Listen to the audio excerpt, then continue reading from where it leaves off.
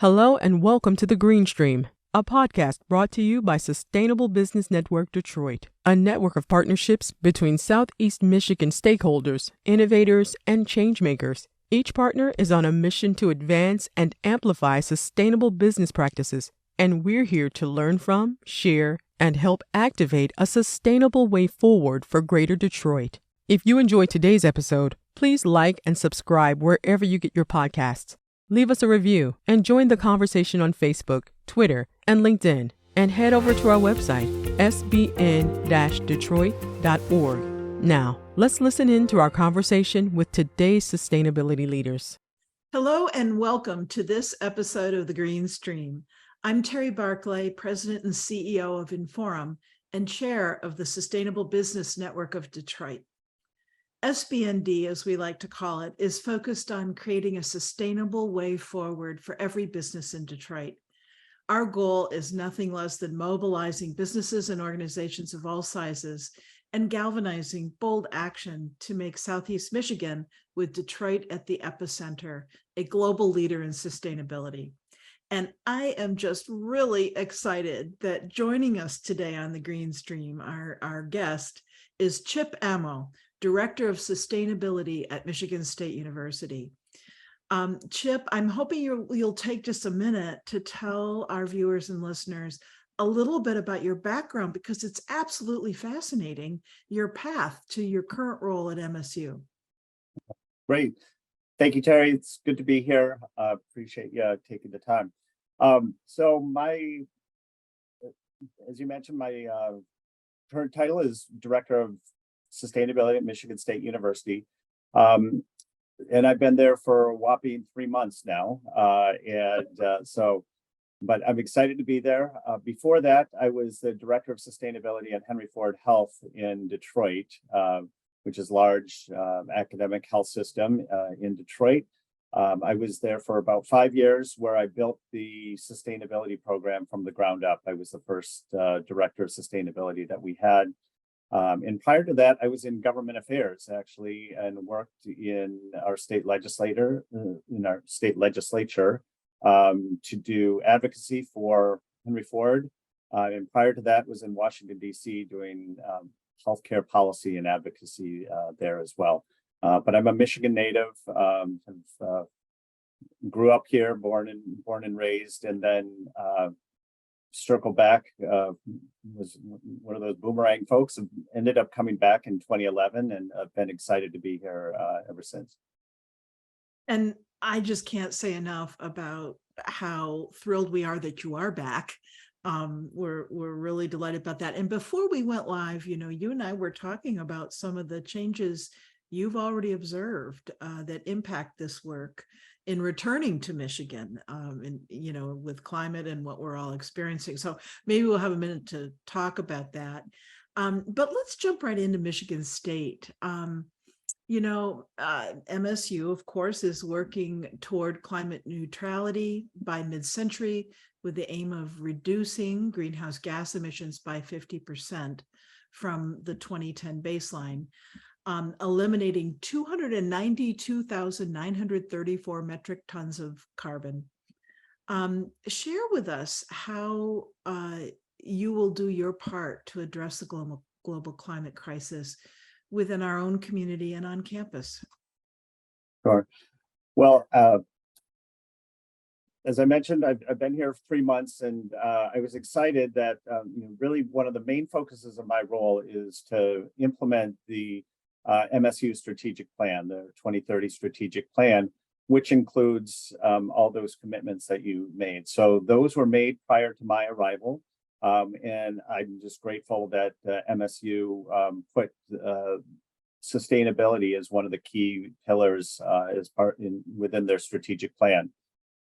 So in addition to reducing our carbon footprint, we also have goals around really making an impact around sustainability, focused on the UN Sustainable Development Goals. So we're really taking a comprehensive approach to sustainability. It's not just about carbon and climate, although obviously those are the most pressing threat that I think we as a society are facing right now. I don't think it can be underestimated. As you mentioned, when I came back to Michigan in 2011, I can see the change just in our weather patterns that we've experienced since that time. It's a lot windier. We have much more extremes on the cold and on the hot, the rain and the droughts simultaneously, sometimes in the same year. Where you just have a lot of extreme changes, and I think we're going to start to recognize and see it. Obviously, places like Canada and Arizona right now are really feeling the effects with the wildfires and the massive heat waves.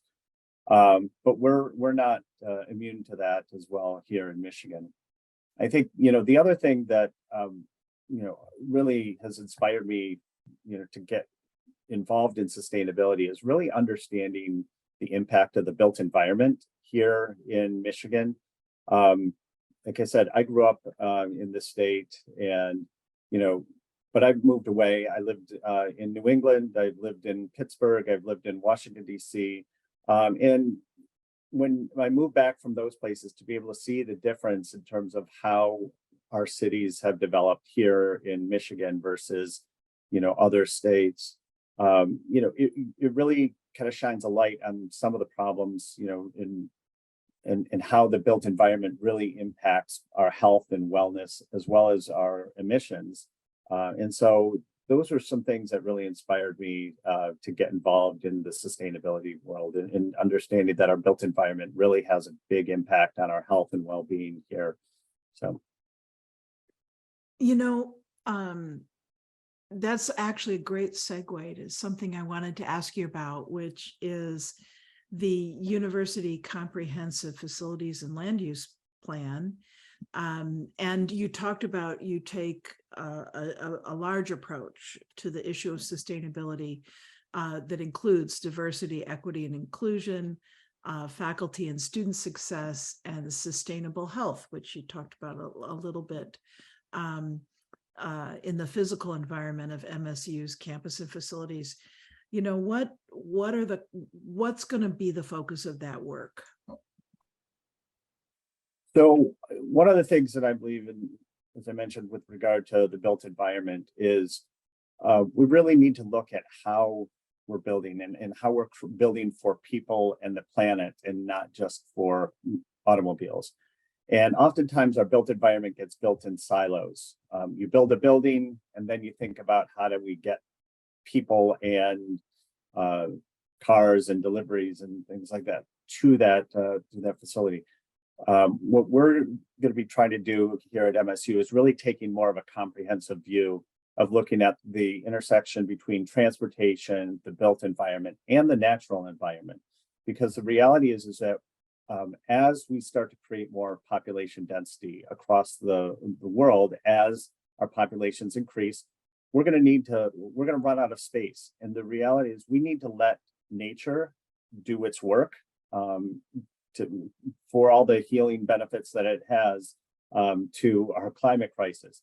We need trees and green space, obviously to create the oxygen, but also to absorb the water that is going to be flowing onto into our areas, as well as to create the places and the mental health and the cooling that we're going to need within our city. So we really need to look at everything in sort of a comprehensive way, and create more bikeable, walkable, livable cities here in Michigan and beyond. And I think what's nice about MSU is that we really have a unique opportunity with our campus, is that we have both the urban, suburban, as well as rural components all right within our campus environment, all of our 5,200 acres of campus in East Lansing, not to mention a lot of the properties that we own beyond East Lansing.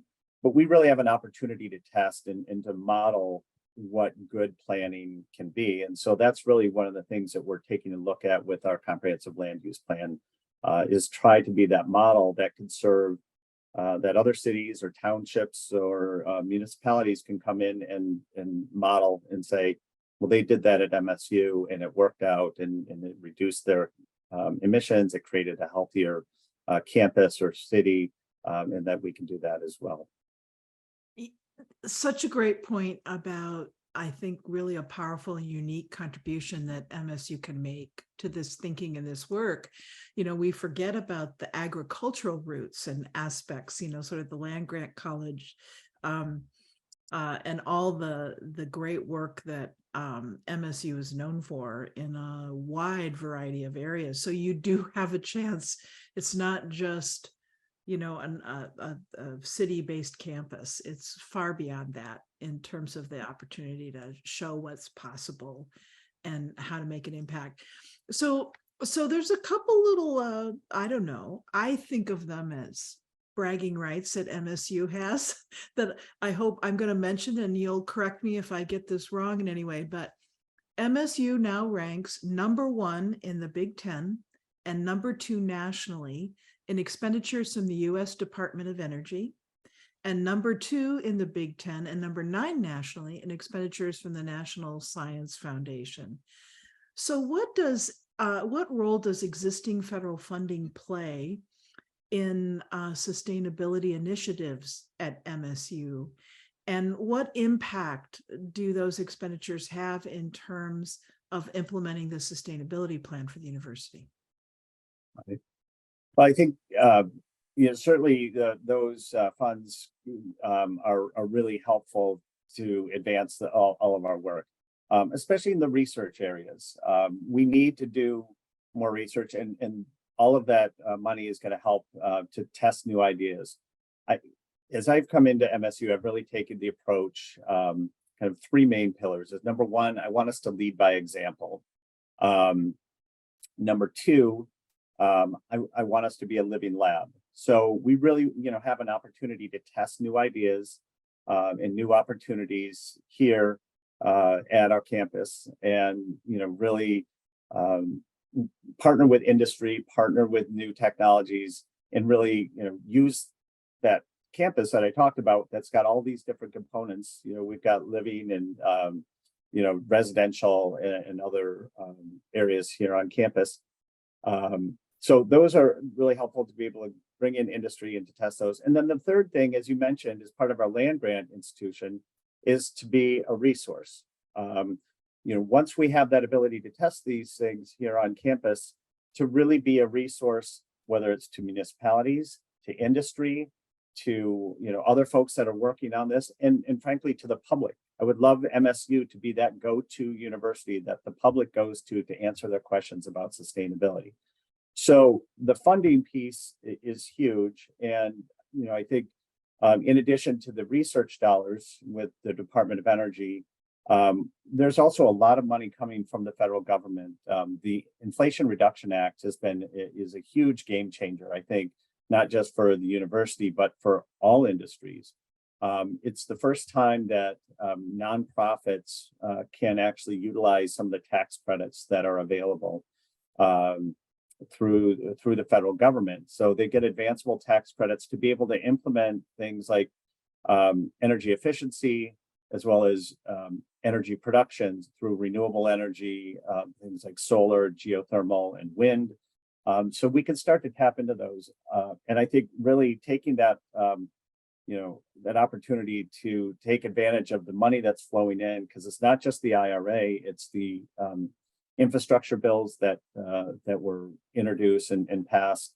And that money is going to be flowing into the state, and we can hopefully take advantage of some of those dollars as well. But really, it's the combination of research and the actual infrastructure, and be able to combine those to really test and help accelerate the adoption of the new technologies that we're going to need in order to address the climate crisis.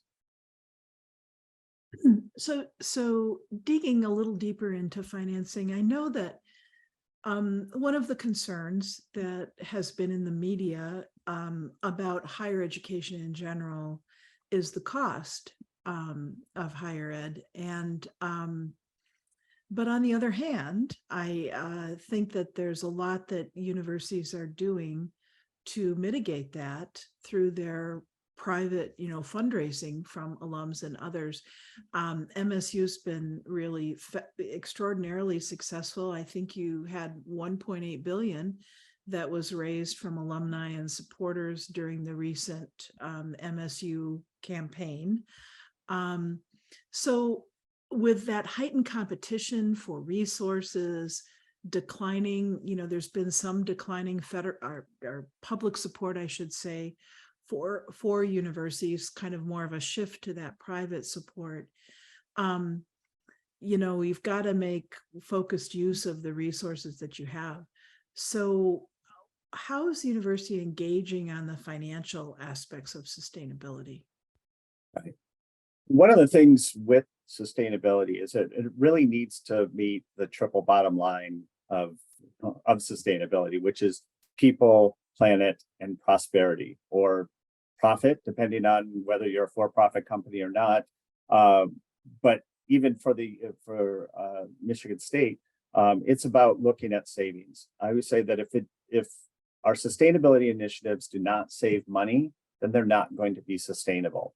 So we have to look at, in everything that I do, whether it was at Henry Ford and now at MSU, everything that I do, I look at from how is this going to save money for the organization that I'm working on? And so really looking at efficiencies and new ways of doing things to make, sometimes the upfront investment might be a little higher, but if it saves money over a period of time, then it's going to be much better and much more sustainable, and that will inure to the benefit of whatever organization it is that you're working on. So I think we as a society get stuck in this first cost approach and not looking at the long-term costs.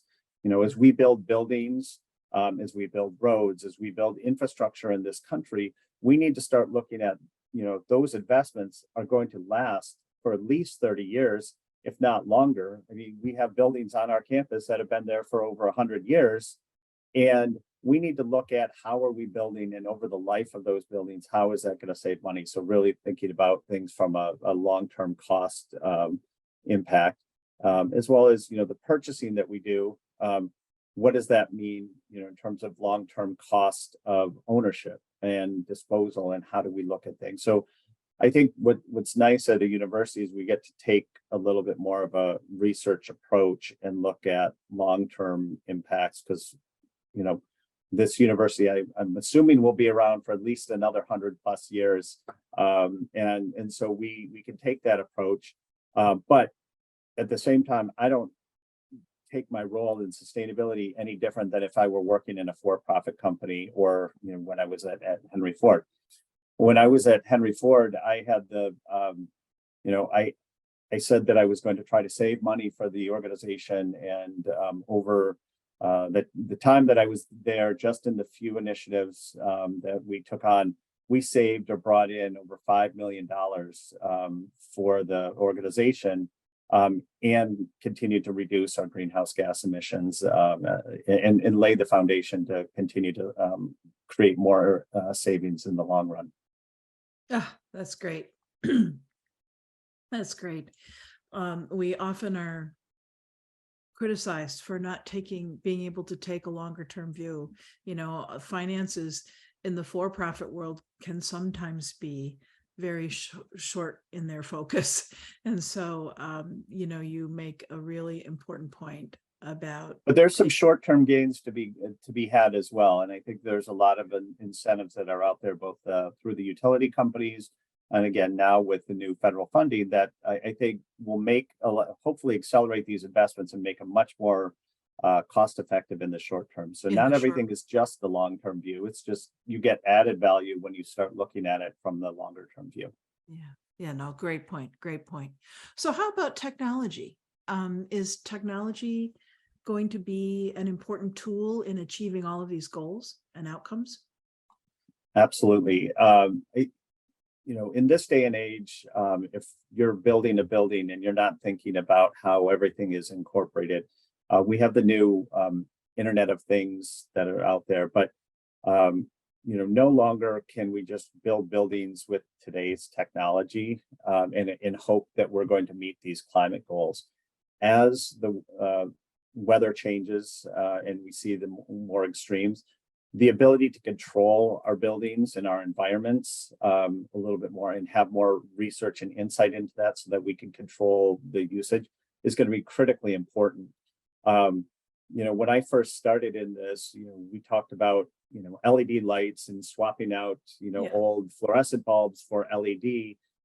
In this day and age, if you're just swapping out fluorescent bulbs for LEDs, you've lost half the battle already, because the new technology now has daylight harvesting and those types of sensors. And that's today's technology. Where we're going is looking at, sensors in the lights that tell you the temperature, humidity, occupancy of a building, and all sorts of other features that you can gather from those sensors in the lights that allow you to make better decisions. So for example, if you're looking at a building, and especially now post-COVID, when our utilization of buildings has changed so much, not everybody's in every day.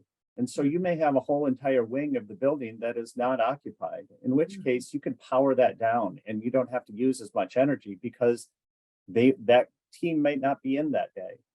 So you've got the ability to really make some adjustments based on occupancy and insight. And all of that technology needs to be integrated so that we can start to control our environments a little bit better and manage those extreme peaks. One thing that we have with solar and wind is that we rely on the sun to be shining or the wind to be blowing. And if those things are not occurring at that given moment, you're not getting the power that you need. And so how are you balancing out that power? We certainly have batteries, but that technology is still evolving and to a scale that you can do it. You're still going to have to manage that. So if you can more actively manage your loads, with technology, then you're going to get to a much better place. And I think in addition, once you have that data coming in, you have much more insight into where the problems might be occurring or the high utilization of energy is occurring within your building, and you have much more ability to address that in a comprehensive manner, in a much more proactive manner than I think a lot of organizations are doing right now, which is often a reactive mode. Something's failing and they go out and replace it with today's technology. This gives you an opportunity to kind of plan ahead and really look at what's technology can you put in there that's going to help you to meet your goals and can help model that a little bit more. So technology is huge. I think getting that understanding and digitizing your footprint is really going to be helpful for all industries, not just Michigan State. That's, oh my gosh, I just find all of that so fascinating. Are you seeing, or do you anticipate that some of the standards are going to start to shift as well? I remember so many years ago when LEED certification first came into play. It'll be interesting to see how the evolution of technology impacts those certification levels. Right. I think the standards will change, but I'll be honest, just in the time that I've been in this business, I don't think the standards are going to change at the rate that we need them to change in order to meet the objectives. Everything has been, very, as change takes time to get us there. And that's why I always say, if you're building a building with today's technology only, then we're already behind the 8 ball, because we need to be anticipating when we're building buildings, start to think about how are we going to electrify. Even if you can't electrify everything now, are you setting it up? Are you putting the right expansion into your panels now so that it's not costing you more later, and gives you that flexibility to adapt as we move forward, anticipating what the new technology is.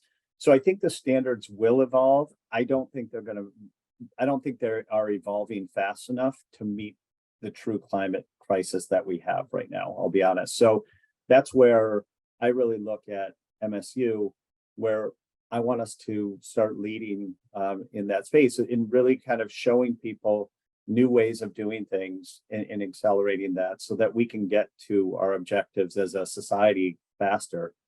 Because at the end of the day, I don't think it's going to be the government or even business necessarily leading the charge of climate change and helping to address it. It's really going to be up to the universities and to push the standards and to push the research to show what can be done.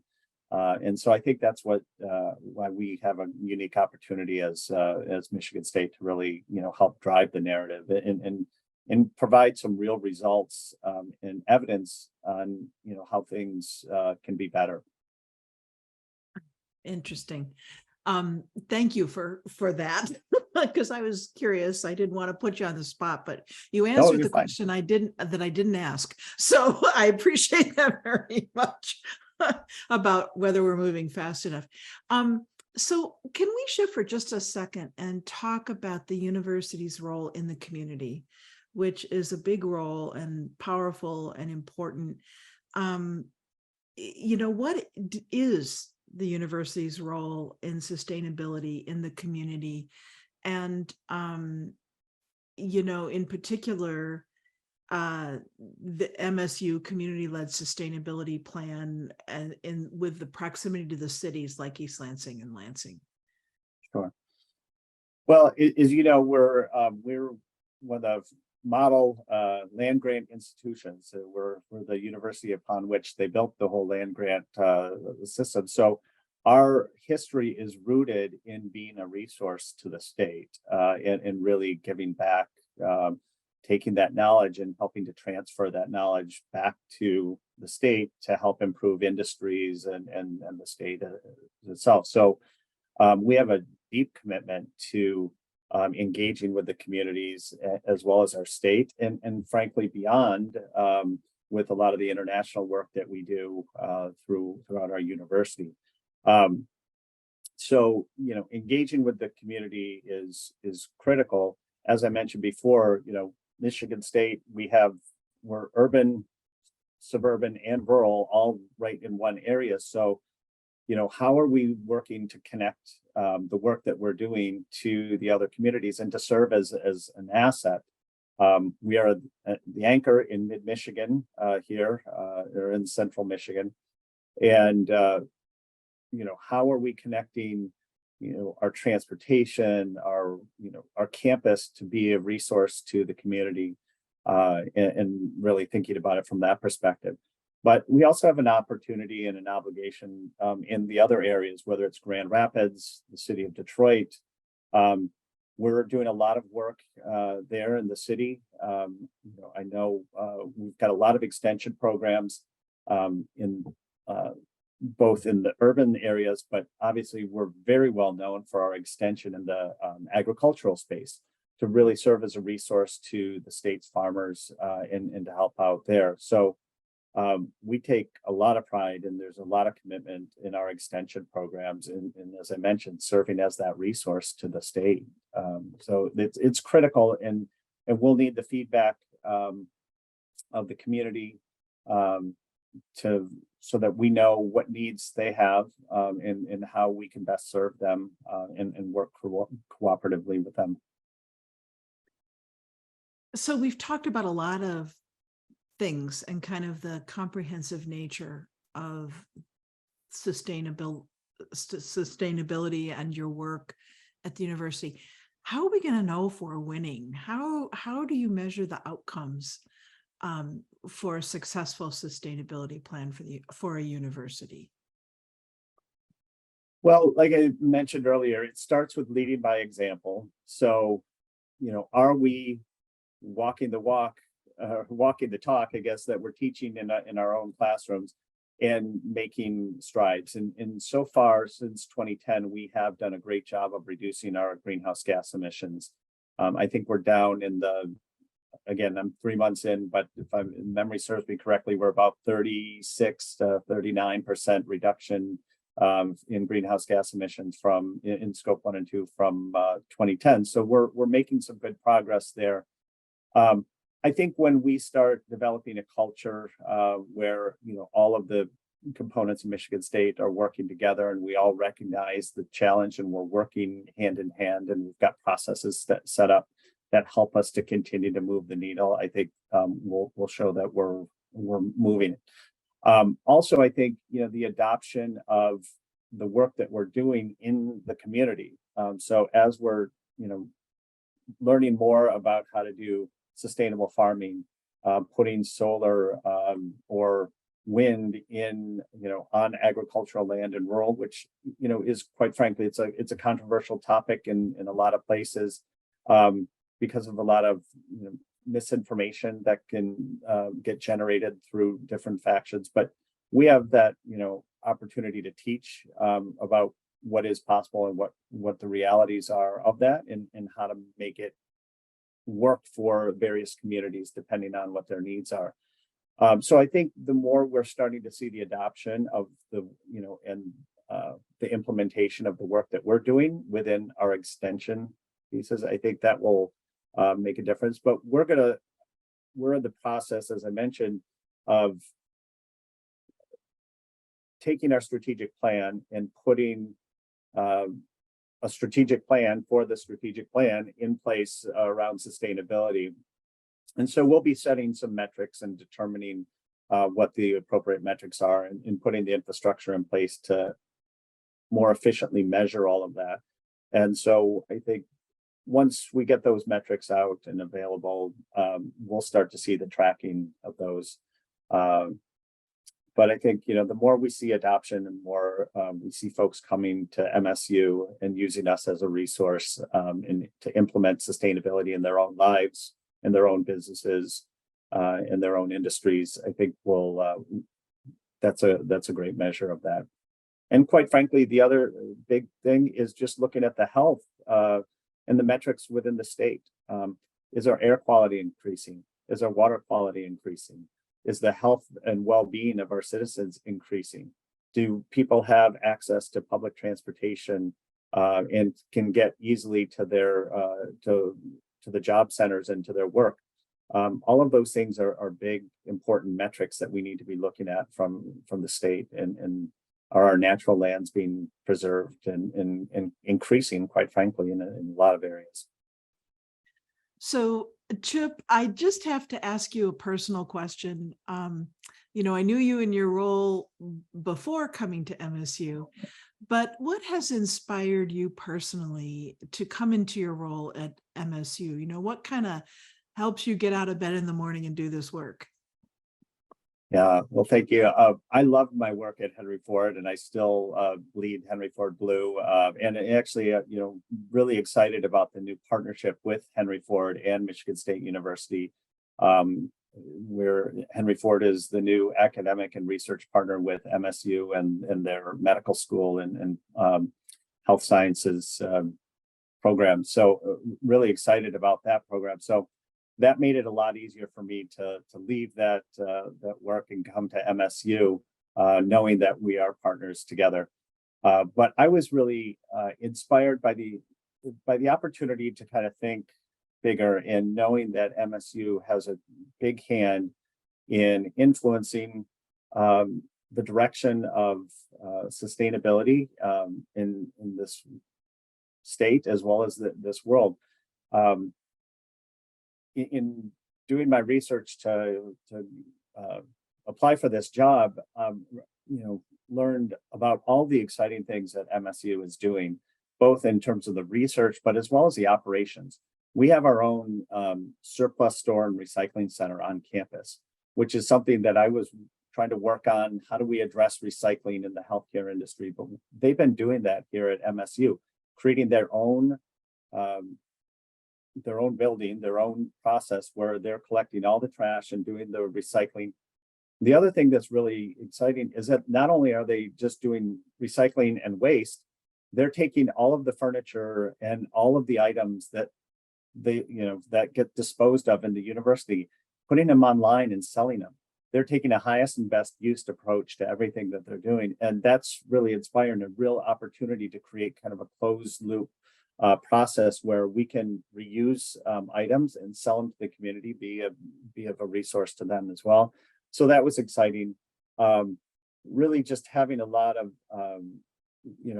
the commitment, the strategic plan that was in place already, and the commitment by the university to really, want to be a leader in this space. And I just really wanted to take and have MSU be the leader in sustainability in higher education, and to help influence, and accelerate the work around climate change and sustainability, to create a healthier, more vibrant planet.